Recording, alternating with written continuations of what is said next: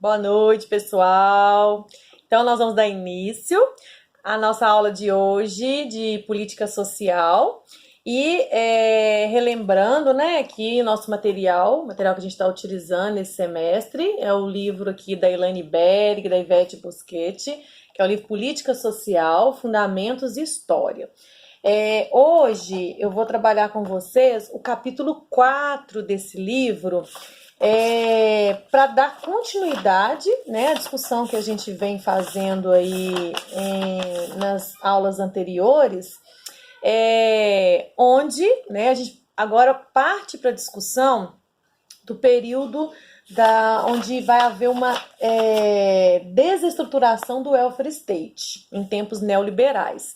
Então a gente vem estudando, né, até agora, aquele contexto lá da formação dos estados de bem-estar social, né? Para entender essa formação dos estados de bem-estar social, a gente veio discutindo o keynesianismo, o pacto keynesianismo fordista, falamos da crise do liberalismo, né? Falamos da cidadania em Marshall, enfim.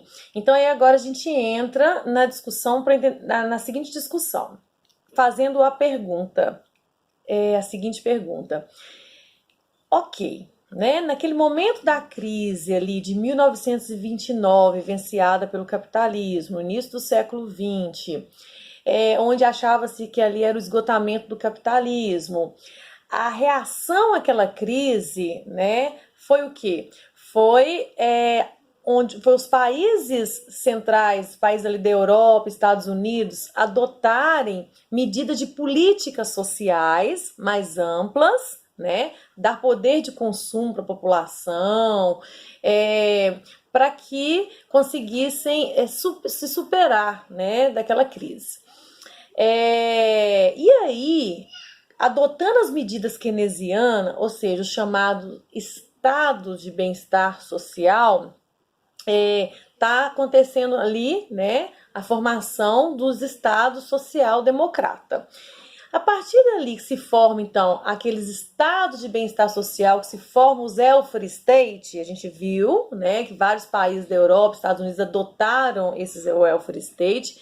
E aí, a partir dali, de fato, houve um crescimento na economia? Essa é a pergunta que a gente faz nesse momento. Houve um crescimento na economia?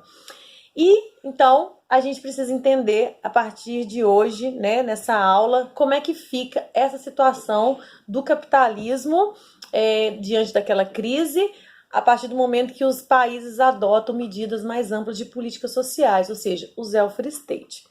Então, nós vamos ver o seguinte, naquele momento, né, a partir ali da década de 40, ali meados da década de 40, especificamente pós-Segunda Guerra Mundial, né, aquela experiência do welfare state, ela dava a impressão de que o capitalismo, ao menos ali nos países de capitalismo central, né, havia encontrado assim, aquela fórmula mágica para combinar, onde poderia haver uma combinação entre acumulação e equidade. Então, adotar mais medidas de políticas sociais, criar o welfare state, garantindo aí direitos à saúde, assistência, previdência, salário mínimo, né, uma tentativa de garantir pleno emprego, não se chega a isso, mas todas essas medidas se achava que ali era possível combinar o processo de acumulação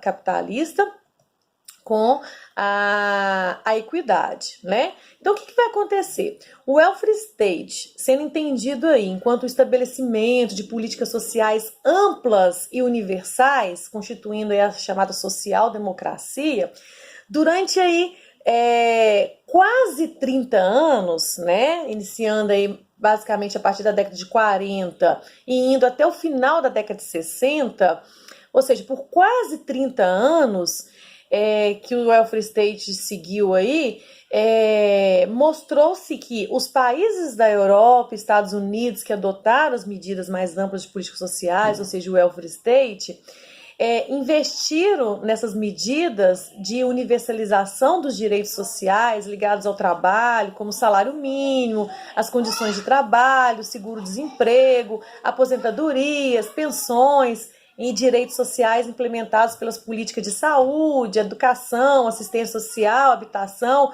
Então, assim, diante de todas essas medidas, a economia, né, ela houve de fato ali um crescimento econômico que ficou conhecido, inclusive, como anos dourados, né? Foi dado esse nome por alguns autores. Esse período ficou conhecido como anos dourados por causa desse crescimento da economia diante da constituição desses estados de bem-estar social. E aí, que acontece? Esse crescimento, ele perdurou até o final da década de 60, né? Ali no final da década de 1960. Entrando no início da década de 70, né, houve um esgotamento dessa perspectiva de regulação keynesiana das relações econômicas, ou seja, esse modelo de estado de bem-estar social, né, esse welfare state, ele perdura até esse final da década de 60, início da década de 70. Por quê? Porque o capitalismo ele chega a uma outra grande crise, né, que ficou muito conhecida, inclusive, aí, como a crise do petróleo, né? Essa crise, ela leva esse esgotamento do welfare state no momento em que há uma forte retomada do neoliberalismo. Lembram vocês que a gente falava que lá atrás, quando houve a crise do capitalismo em 1929, o liberalismo ele entra em crise. Por quê? Porque ele defendia que o Estado tinha que intervir minimamente no social. E o keynesianismo defende que os Estados devem intervir mais no social, dando poder de consumo para a população, gerando mais emprego, né? Que é aquelas medidas keynesianas, de Keynes. Então, eram ideias que não estavam se contradizendo, né, dentro das ideias liberais. Tinha a mais clássica e vinha essa perspectiva keynesiana. Então, diante disso, quando o capitalismo entra nessa crise no final da década de 60, início da década de 70, aí o neoliberalismo, o novo liberalismo, chega com toda a força, né? Não é que o neoliberalismo tenha surgido aí na década de 70, não. Ele já surge ali desde o período ali do final da Segunda Guerra Mundial, né? Ele surge, inclusive, como uma reação teórica ao Estado intervencionista e de bem-estar social. Então, ele reage contra os estados de bem-estar social ali naquele período da Segunda Guerra Mundial. Só que não teve muito espaço, né? As ideias neoliberais não tinham muito espaço ali naquele momento. Por quê? Porque as medidas keynesianas, né, os estados de bem-estar social mostravam até então que estava dando certo, que a economia estava crescendo, tinha saído daquela crise de 29, estava crescendo a economia, então não tinha muito espaço para essas ideias neoliberais. Mas quando o capitalismo entra em crise na década de 70, final da década de 60, início da década de 70, aí eles ganham muita força a partir desse momento, né? Eles vêm com o propósito ali de combater o keynesianismo, né? E preparar as bases para um outro tipo de capitalismo, um capitalismo mais livre de intervenções do Estado, um capitalismo, né, mais livre de regras, um capitalismo duro, linha dura, né? Então, o período de forte crescimento imposto aí pela economia regulada entre os anos aí de 45 até 70 dos estados sobre a economia vai inviabilizar a possibilidade de expansão dessas ideias neoliberais. Mas agora, já que há uma crise do capitalismo na década de 70, então agora é o momento do liberalismo ganhar força, né? E aí são vários os argumentos que os neoliberais vão trazer a partir dessa crise de 1970. E aí, um dos fortes argumentos dos neoliberais era a constituição dos estados de bem-estar social, era o welfare state. Então, um dos fortes argumentos, além de vários outros, mas um dos fortes argumentos era que o estado de bem-estar social era um dos grandes causadores daquela crise do capitalismo, porque o Estado ficou regulando muito o mercado, dando muita autonomia para os sindicatos, né, constituindo muitos direitos sociais. Então, eles começam a trazer isso como justificativa para aquela outra crise que o capitalismo vivia ali na década de 70, né? E aí, essa hegemonia neoliberal, né, ela se fortalece ainda mais ali na década de 80, de 1980, nos países capitalistas centrais ali, né, países da Europa, Estados Unidos. Mas aí vem a pergunta, ok, né? Os neoliberais começam a fazer críticas a, ao estado de bem-estar social, né? A intervenção do Estado maior no social. Mas e aí? Quando os neoliberais vêm fazendo essas críticas ao longo da década de 70, o que acontece? Os países passam a adotar, então, agora as medidas neoliberais, né, as medidas econômicas neoliberais de um Estado mínimo, de um Estado que intervenha minimamente no social e mais no econômico? Sim. Então, é o momento que começa a haver uma desestruturação do modelo do welfare state, o estado de bem-estar social, né, de seguridade social. Há um desmonte dessa seguridade social, há um desmonte do welfare state, porque agora os países novamente numa crise já fazem o inverso do que fizeram lá na crise de 29. Eles não deram muito ouvidos para o liberalismo e vão dar mais ouvidos para o keynesianismo. Aqui, os neoliberais atacam com muita força o keynesianismo, faz com que os estados desestruturem o welfare state. Que significa o que desestruturar o welfare state? Significa acabar com os direitos sociais. Começa a haver um desmonte dos direitos sociais ali nos países da Europa, Estados Unidos, que adotaram o welfare state. A população passa a perder os direitos, direito à saúde, direito à assistência, direito à previdência pública, né? Começa a haver uma crise no campo do emprego, muito desemprego, que nós vamos falar disso aqui agora também, porque essa onda do desemprego nesse período, porque há uma substituição ainda maior da força de trabalho pela robótica, automação.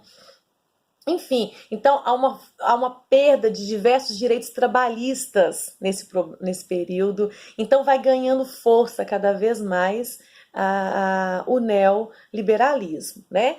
Mas aí, será que o neoliberalismo, né, os estados que começam então a adotar essas medidas neoliberais, que deixam de lado, né, as medidas keynesianas, o Estado social-democrata, esses estados agora então se recuperam da crise, adotando essas medidas neoliberais?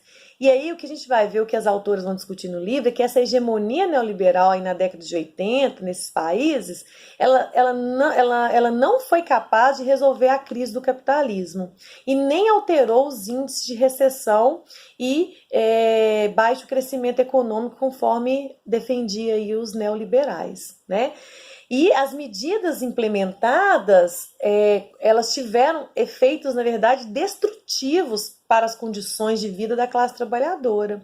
Porque né, a classe trabalhadora foi muito atingida nesse período aí, que nós sofremos consequências até os dias atuais, e que, inclusive, os estados neoliberais continuam seguindo essa linha desde ali da década de 70, né? Que trouxe várias consequências aí para a classe trabalhadora, né? Como, por exemplo, no campo do emprego, houve uma destruição dos postos de trabalho não qualificados, né? É uma redução dos salários devido ao aumento da oferta da mão de obra e redução dos gastos com políticas sociais. Então, assim, todo um processo de precarização das relações de trabalho e de perda dos direitos sociais que haviam sido constituídos nos estados de bem-estar social, né, nos estados enquanto social-democrata, tá? Então, o que acontece nesse período?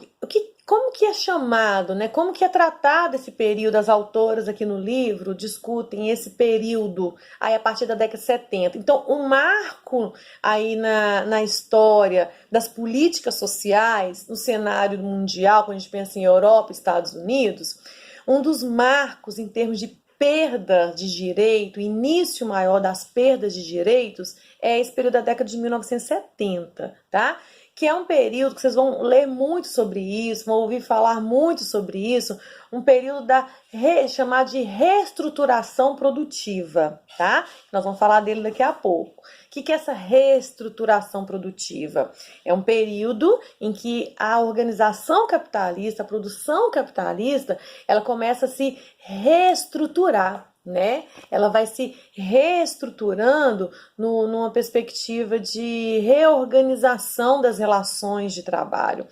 Tanto há uma reestruturação no modo de produção, que agora passa a haver um enxugamento maior da força de trabalho humana, sendo substituída agora mais pela robótica, pela automação, né?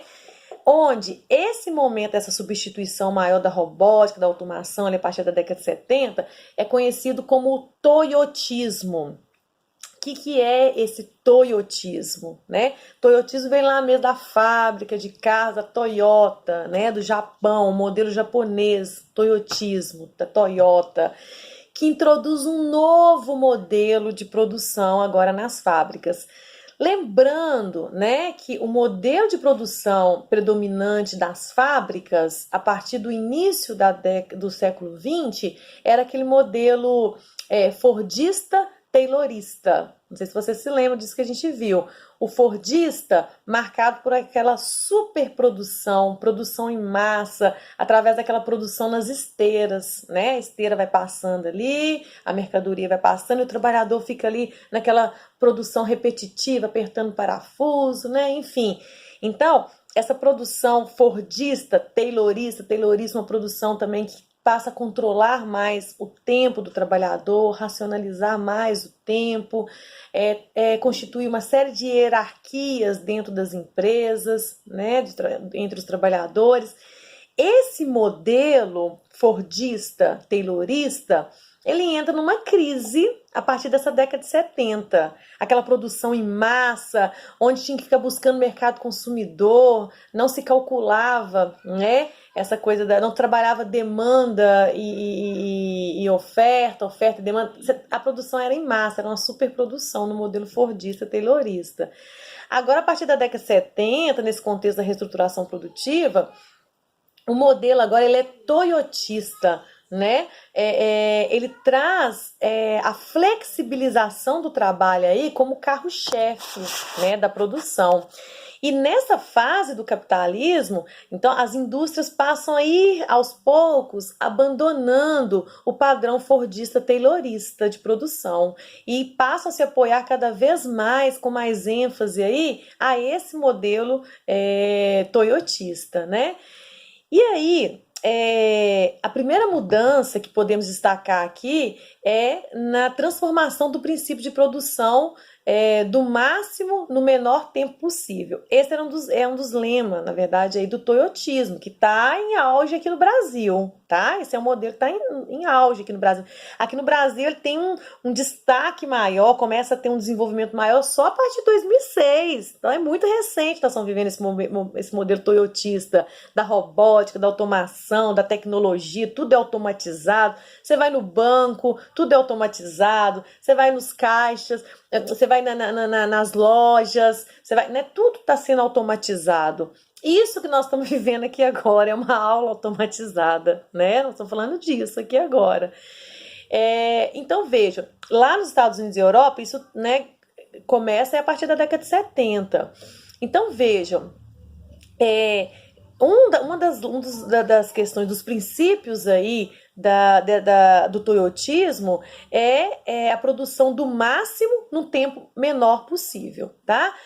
Eles têm um lema, inclusive, aí que é just time, né? Just time em menor tempo. Eles conseguem entregar a mercadoria em menor tempo possível. Esse é um princípio do toyotismo, que, diferente do fordismo, taylorismo, por isso que o fordismo e o taylorismo entram numa certa crise, Porque a produção aqui no toyotismo, ela não é mais uma superprodução que fica buscando o mercado consumidor. A produção, ela só acontece por demanda, né? Então, ou seja, uma empresa, uma fábrica que produz carros, ela só vai produzir aquilo que já foi encomendado para ela, a ela. Então, por exemplo, eu ia levar vocês na FIT esse semestre, mas não vai ser possível, né? Eu gosto de levar para ilustrar essa parte da disciplina, que lá